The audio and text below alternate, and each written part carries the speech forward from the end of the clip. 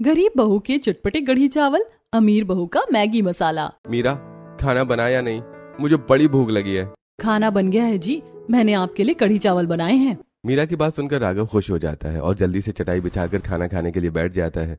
मीरा खाना लेकर आती है और दोनों पति पत्नी कढ़ी चावल खाने लगते हैं। तभी अचानक उनके दरवाजे पर एक बुजुर्ग दंपत्ति आते हैं।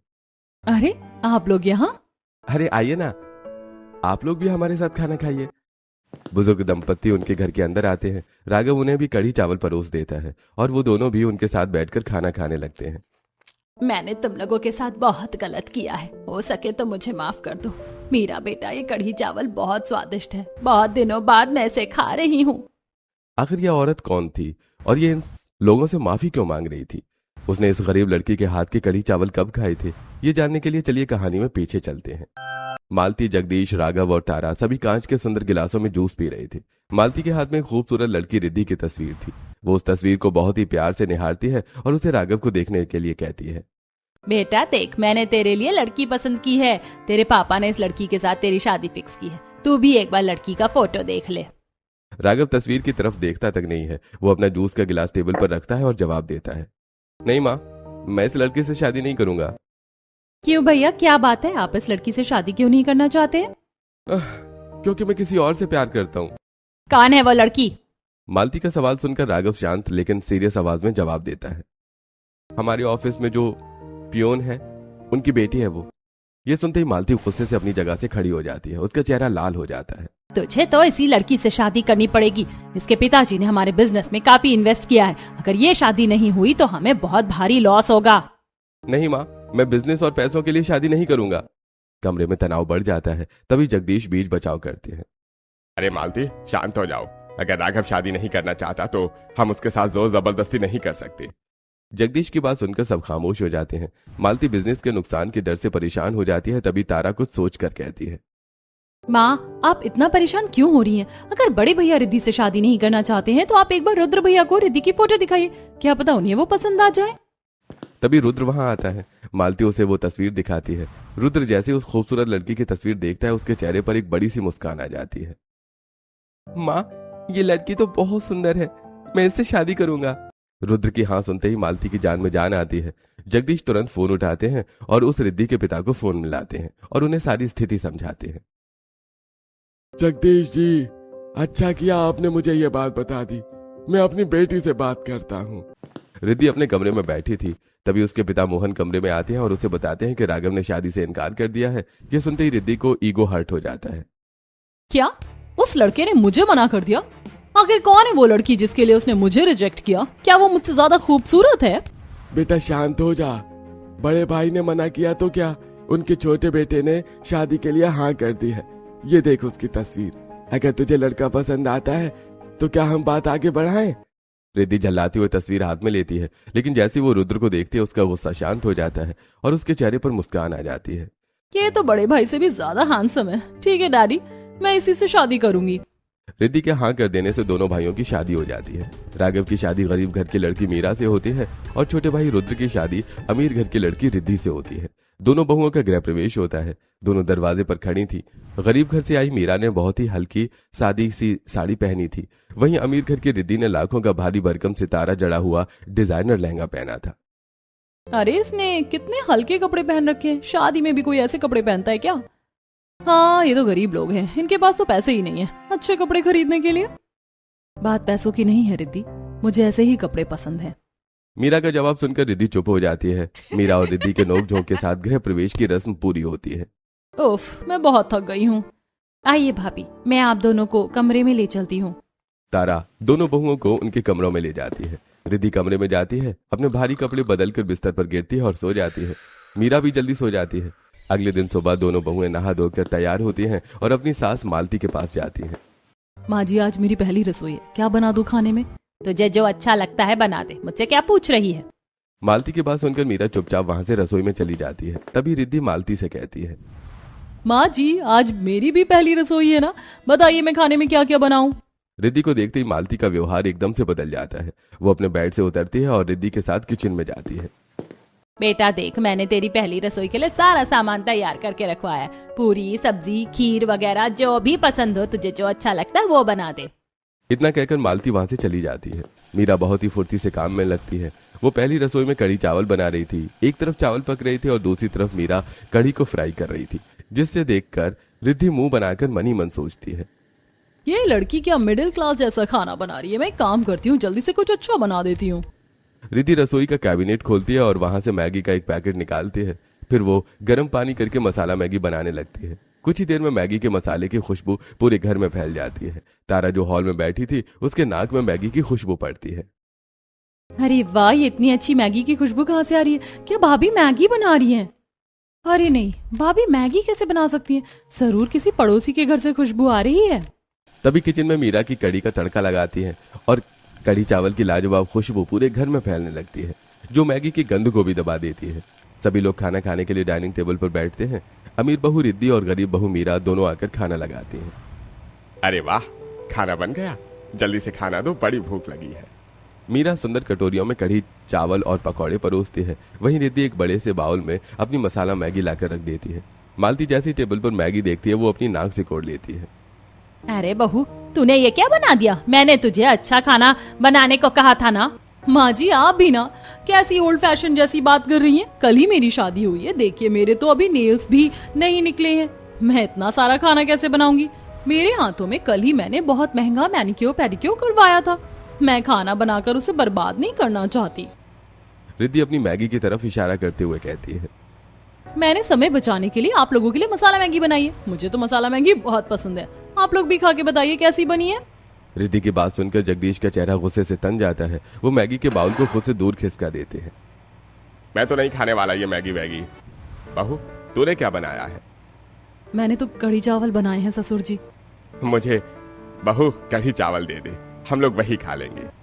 मीरा तुरंत ससुर जी और बाकी सबको कढ़ी चावल परोस देती है। तभी रुद्र, जो अपनी पत्नी के प्यार में अंधा था, वो बोल पड़ता है, बेबी तुम मुझे मैगी दे दो, मैं खा लूंगा। भाभी आप रहने दीजिए। रुद्र मैगी खाने लगता है। नंद तारा मीरा की तरफ अपनी प्लेट बढ़ाती है। रीति भाभी, आप मुझे भी थोड़ा मैगी दे दीजिए। रुद्र को अपनी पत्नी के लिए इतना प्यार देखकर राघव मुस्कुराता है और अपनी पत्नी मीरा के कान में फुसफुसाकर बोलता है, देख रही हो मीरा, अभी से मेरा छोटा भाई अपनी बीवी का साथ दे रहा है। कितनी अच्छी बात है ना। राघव की बात सुनकर मीरा मुस्कुरा देती है। सभी लोग मीरा के हाथ के कढ़ी चावल खाते हैं और स्वाद में खो जाते हैं। बहू, ये कढ़ी चावल तो बड़ा ही स्वादिष्ट है, मजा आ गया खाकर। पकौड़े भी कितने सॉफ्ट सॉफ्ट और नरम नरम है। खाना खत्म होने के बाद जगदीश अपनी जेब से एक लिफाफा निकालते हैं और मीरा की तरफ बढ़ाते हैं। ले बेटा, तेरा शगुन। तूने इतना टेस्टी कढ़ी चावल खिलाकर मेरा दिल खुश कर दिया। जगदीश के बाद घर के सारे लोग एक एक करके मीरा को पहली रसोई का शगुन देते हैं। शगुन लेकर मीरा बहुत खुश हो जाती है और ये सब देखकर अमीर बहू रिद्धि बुरी तरह जलने लगती है। हाँ हाँ, इसे नेक मिल रही है, ये तो अभी से अपने नंबर बटोरने में लगी। मुझे कुछ तो करना पड़ेगा। सभी लोग पहले रसोई का खाना खाकर अपने कमरे में चले जाते हैं। अगले दिन मालती की दो सहेलियां आपस में बात करते हुए मालती के घर आती हैं। अरे तूने सुना मालती के दोनों बेटों की शादी हो गई है? हाँ सुना, हमें तो उसने बताया तक नहीं था। चल चल मिल के आते हैं।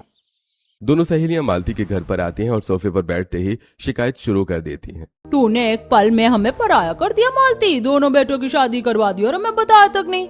अरे मुझसे गलती हो गई, इतना सारा काम था ना। अच्छा बताओ, तुम लोगों को कौन सी मिठाई खानी है? नहीं, हमें कोई मिठाई नहीं खानी, हमें तो बहू के हाथ का खाना खाना है। ठीक है।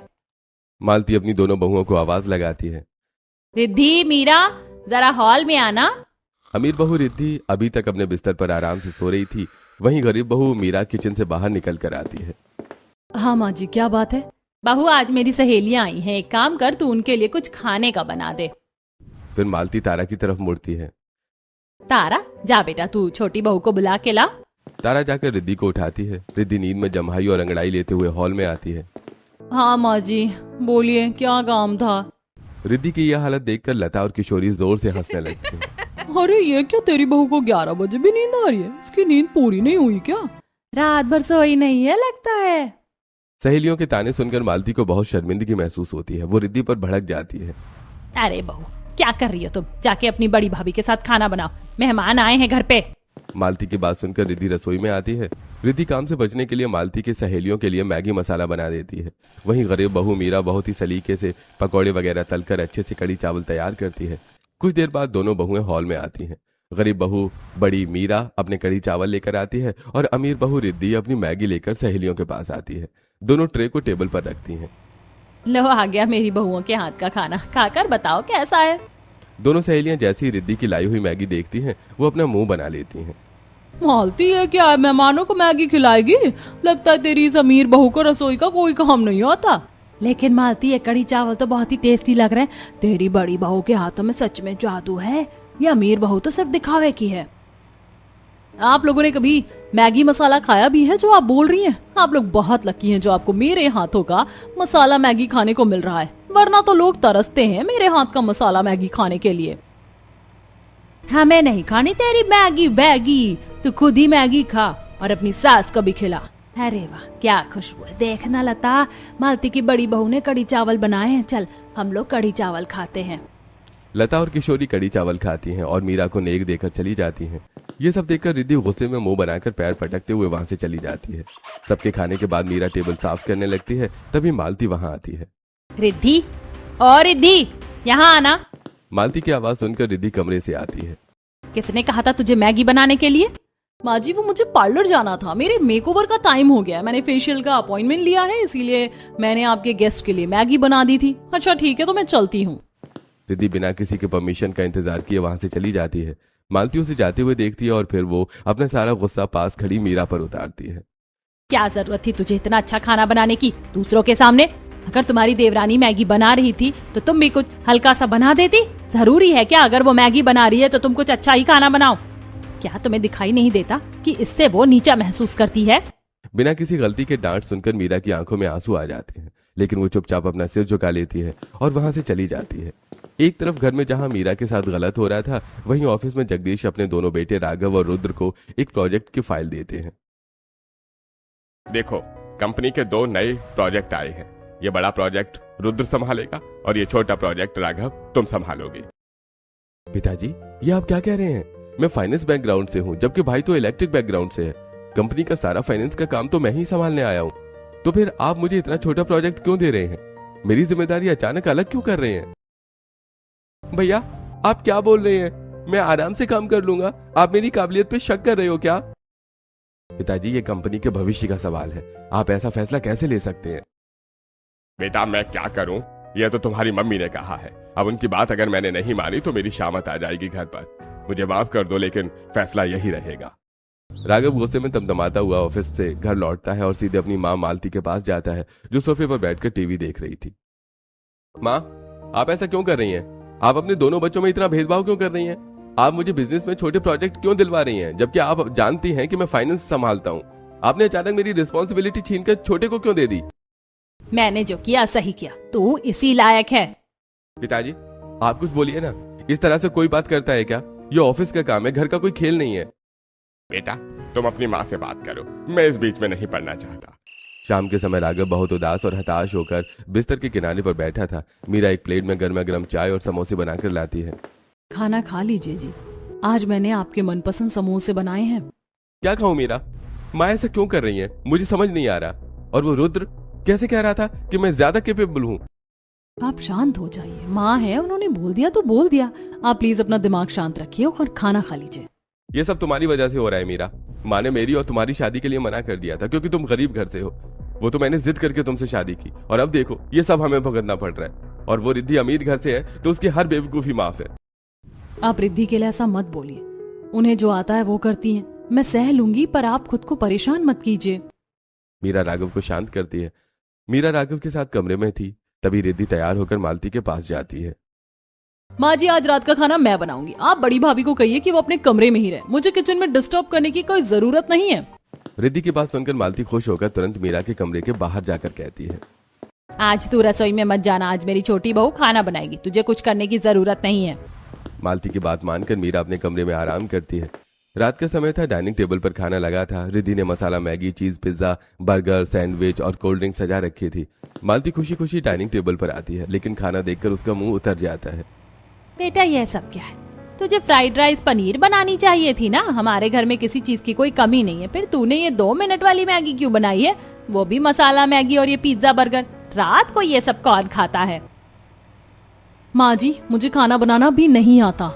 मुझे बस मैगी बनानी आती है और मैं मसाला मैगी सबसे अच्छी बनाती हूँ, इसीलिए मैंने आप लोगों के लिए यही बनाया है और बाकी की चीजें बाहर से मंगवा ली हैं, आप लोग खाइए ना। तभी राघव, रुद्र और जगदीश वहां आते हैं और खाना देखकर भड़क जाते हैं। ये क्या खाना है? हम लोग किसी कैफे में खाना खा रहे हैं क्या? ये कोई रात का खाना है? मुझे नहीं खाना ये सब कूड़ा कचरा, मेरा पेट खराब हो जाएगा। आप लोग जब देखो मेरी पत्नी के खाने की बुराई करते रहते हो। हाँ, आज उसने थोड़ा अलग खाना बना दिया तो क्या हो गया? वैसे भी खाना तो अच्छा ही बना है, खाने में क्या दिक्कत है? आप लोगों को तो बस इससे दिक्कत होती है। तू कैसे बात कर रहा है मम्मी पापा से? इस तरह से कोई बात करता है क्या अपने बड़ों से? भैया आप बीच में मत बोलिए, ये सब आपकी वजह से ही हो रहा है।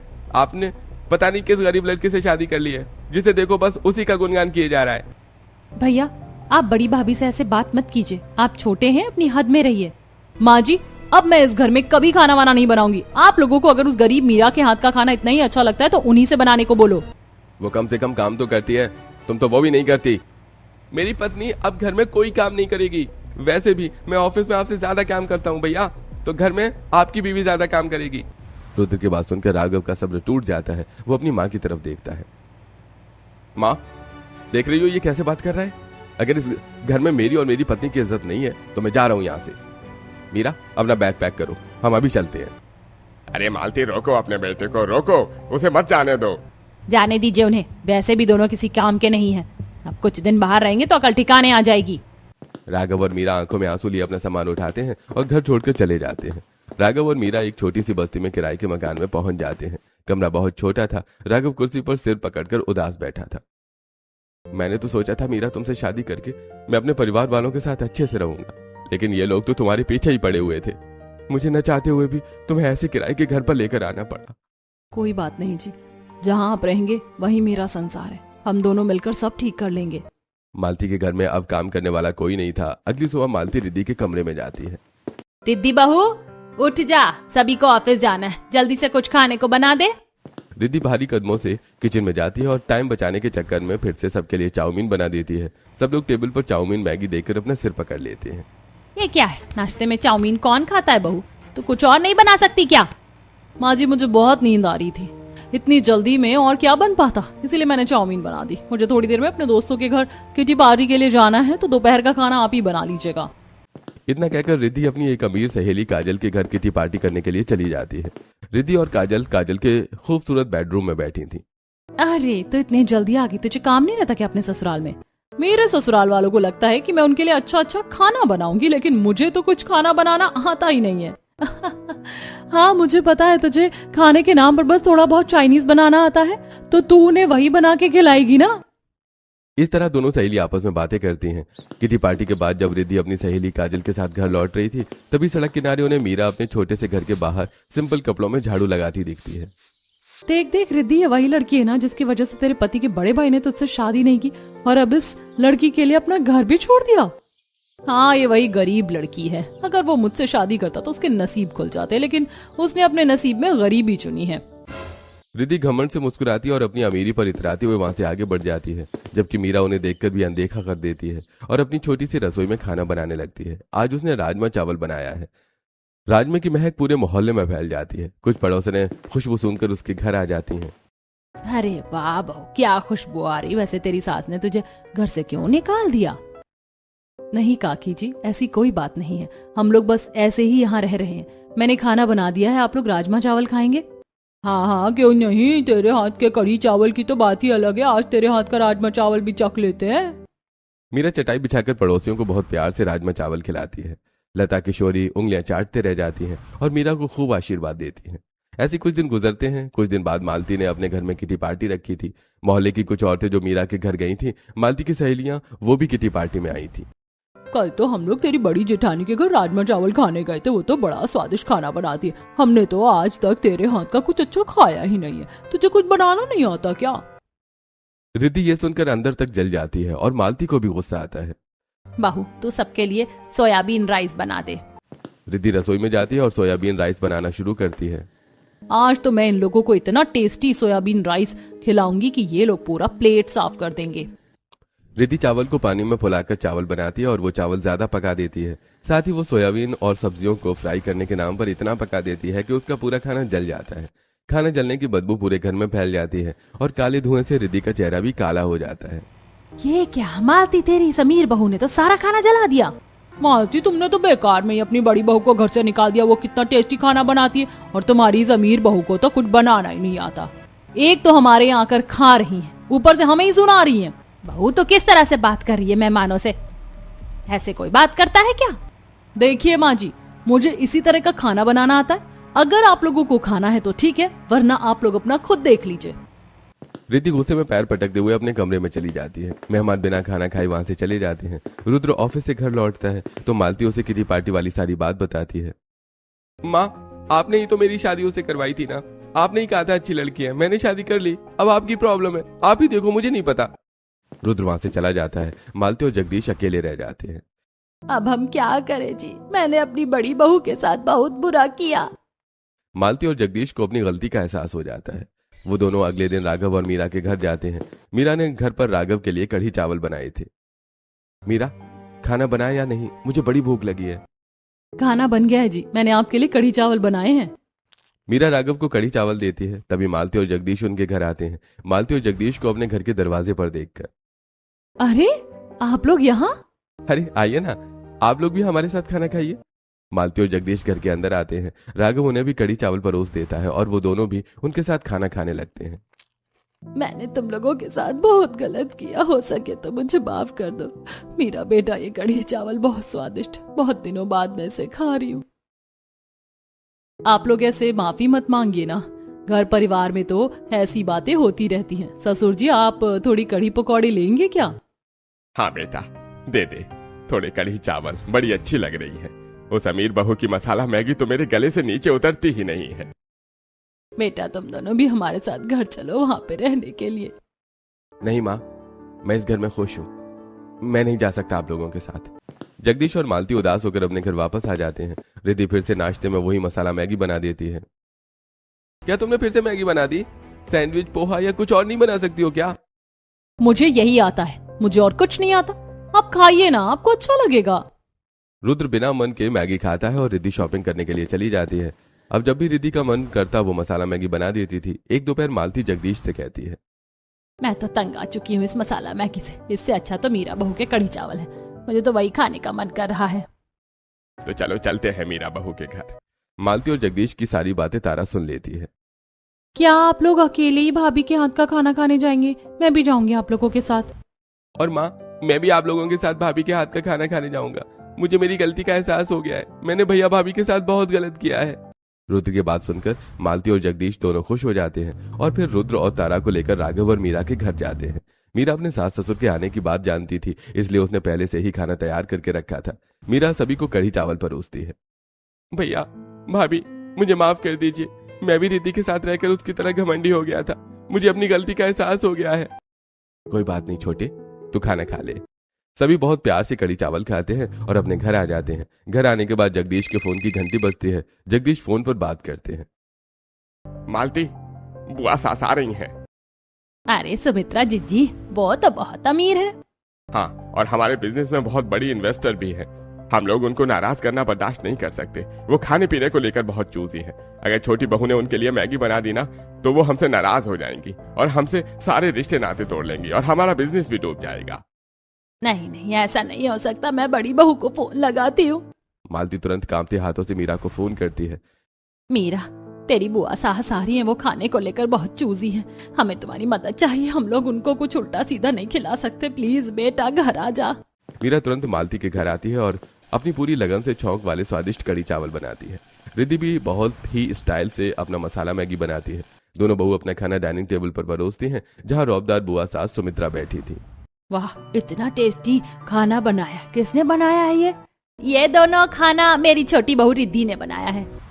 झूठ क्यों बोल रही है मालती? मुझे सब पता है तुम्हारे घर में क्या चल रहा है।